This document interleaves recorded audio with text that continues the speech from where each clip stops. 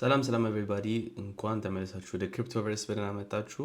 በዛሬው ቪዲዮ የማርኬት አፕዴት እንሰጣለን። ሰሞኑን ትንሽ we had a bit of a bounce from the lows that we had recently ትንሽ ወደ ላይ ከፍ ብሎልናል ያለው ማርኬት እና የማርኬት ሲቹዌሽኑ ምንድነው፣ የቱ ጋር ያለ ነው፣ ከዚህ በኋላ ምን ኤክስፔክት እናድርግ የሚለውን አብረን ምንዳስስ ይሆናል። let's go to the charts።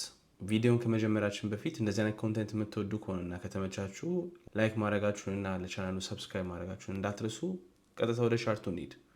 So basically we have had a bit of a bounce ከባለፈው ካየነው ድሮፕ ስኬሪ የሆነ ድሮፕ since 21 of November we had ወደ ላይ ትንሽ ተመልሰናል።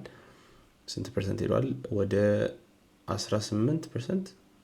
Yeah, yesterday we were at 94,000, so 18% ከፍ ብለናል። ያለው ሲቹዌሽን እንደዚህ ነው።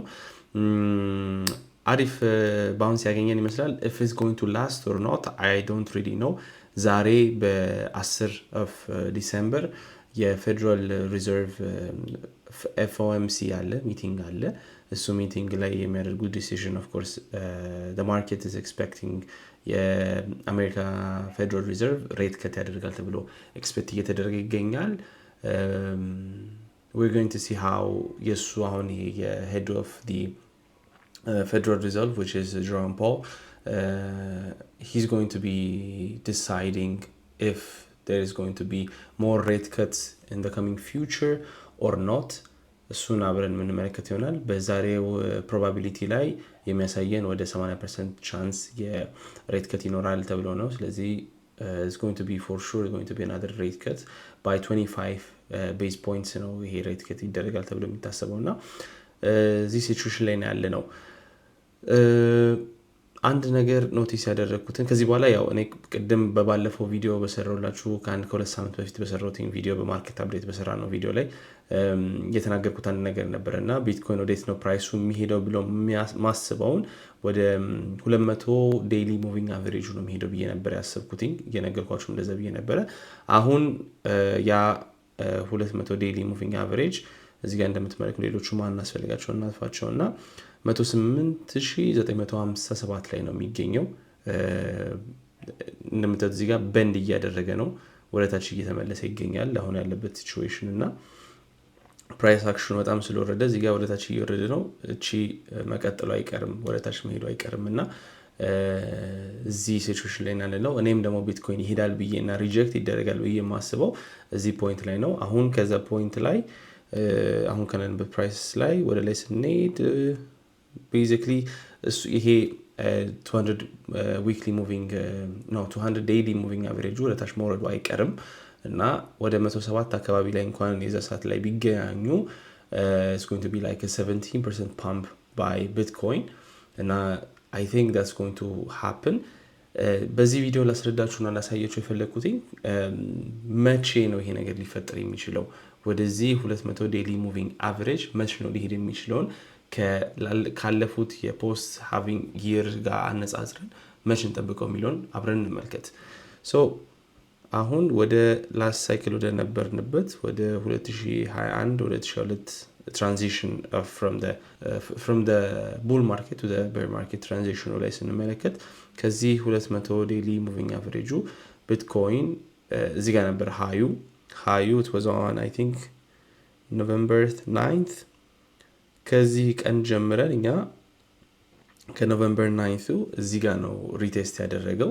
ስለዚህ ሪቴስት ያደረገበት ቦታ ላይ ምን ያክል ቀን ፈጀ የሚለውን ማየት እንችላለን። 136 ቀን ይላል እዚህ ጋር እንደምትመለከቱት። so it took 136 days to retest the 200 daily moving average እዚህ ጋር እንደምትመለከቱት መልሶ ሪቴስት ያደረገው ከ136 ቀን በኋላ ነው። ተመልሰን እንደገና ደግሞ ወደ ኋላ ሄደን let's see the cycle before let's see the cycle before this what happened. It was on 2017 ነበር ዲሴምበር ላይ ነበር ቶፑ። it retested it right here 2 times I guess. so ከዚህ ቶፑ እስከ ሪቴስቱ 130 ቀን የመጀመሪያው ሪቴስት ላይ ስንመለከት 130 ቀን፣ የቅድሙ 136 ቀን ከዛ በኋላም ወደ ኋላ ተመልሰን ማየት እንችላለን። let's check it out። እዚህ ጋርም ተመሳሳይ ነገር ነው። እዚህ ጋር ነበር ቶፑ ሪቴስት ያደረገው ከ180 ቀን እዚህ ጋር it took more time ነበር የወሰደው እዚህ ጋርና the signals are clear የሚወስደው more or less ከ130 እስከ 150 ቀን on average ብለን 140 ቀን እንበለውና እንያዝ of course we're predicting, all of us are predicting here እና አሁን ካገኘነው ቶፕ ከኦክቶበሩ እዚህ ጋር ነበረ ከኦክቶበሩ ቶፕ 130 ቀን 140 ቀን 130 ቀን it will put us in 15th of February 140 ቀን እንኳን ብንሄድ ደግሞ exactly February 22 ላይ ነው የሚያስቀምጠንና expected to be in this range ይሄ ነው የኔ ኤክስፔክቴሽን። ከዛ እዚህ ጋር እንሞክረውን ሪቴስት እናደርጋለን። ከዛ ግን ሪጀክት መደረጋችን የማይቀር ነው። ከዛ ሪጀክት ከተደረገም በኋላ ደግሞ የት እንሄዳለን ካላችሁኝ ወደ 200 weekly moving average እዚህ ጋር በነጭ የምትመለከቱት አሁን ላይ 56000 ላይ ነው የሚገኘው። ቢትኮይን ወደታች እዚህ ሪቴስት አድርጎ እስከሚወርድ ድረስ ፎር ሹር ወደ 60ዎቹ አካባቢ ላይ መምጣቱ የማይቀር ነውና የኔ ኤክስፔክቴሽን ይሄ ነው። እዚህ ጋር ይሄዳል ብዬ የማስብበት ወደ 200 weekly moving average በነጭ የምትመለከቱት ከሄዳል ብዬ የማስብበት ዋነኛው ምክንያት it's because what Bitcoin does on every ሳይክሉ ባለቀ ጊዜ ላይ ወደ ቤር ማርኬት ስንሄድ እዚህ ጋር እንደውም ከሱ በታች አልፎ ነበር ከ200 weekly moving average ወርዶ ነበር እዚህ ጋር እንደምትመለከቱት እና I don't think that's going to happen in this cycle but I think usually it goes there እዚህ ጋር ተመሳሳይ ነገር ነው። እዚህ ጋር ነበር የሄደው እዚህ ጋር ወደታች የወረደበት ጊዜ የኮቪድ ክራሽ ነበር። ይሄ 2019 አካባቢ ላይ ነበረው ኮቪድ ክራሽ ነው። ignore that, it doesn't usually go below it but it just you can find weeks ልታገኙ ትችላላችሁ ወደታች ግን usually it just bounces upwards from there እና አሁን ደግሞ ሁላችንም እንዳየነው ቢትኮይን topped in apathy ስንል የማርኬት ይሄ በጣም የተጋጋለበት ነገር አልተመለከትንም በዚህኛው ቡል ራን መጨረሻ አካባቢ ላይ ማለት ነው። usually you see በጣም ወደ ላይ ይሄድ ነበር የቢትኮይን ፕራይስ በጣም ኤክስፕሎድ ያደረገ ነበር። ብዙ ሰው 150 160 even 200 ሺህ ኤክስፔክት እያደረገ ነበርና that didn't happen. The reason are a lot.